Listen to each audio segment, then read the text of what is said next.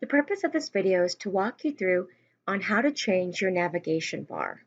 So this is my fake Canvas course, and here I have my navigation bar.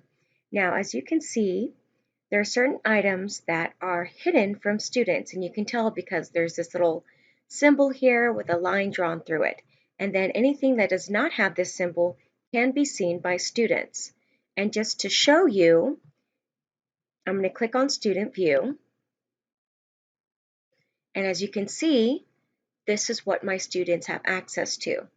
Now, if I don't want them to have access to, say, assignments and quizzes because I just want them to use modules, there's a way to go about changing the navigation bar so I can determine what is accessible to my students. So I'm going to leave Student View.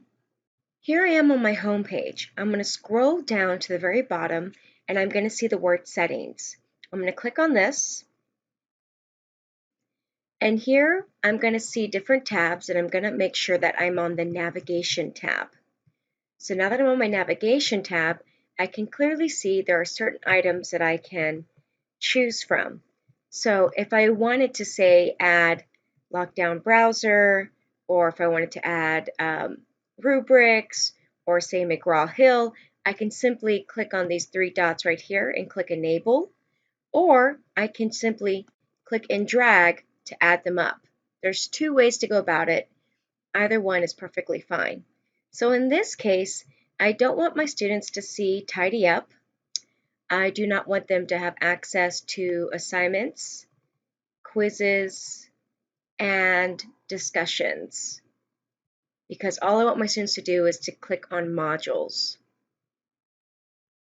So I'm going to scroll back down and I'm going to click Save. So that way my changes, any changes I have made will be saved. And now I can see that the navigation bar looks completely different. If I click Home and click back on Student View, now you can see my students have fewer options to choose from.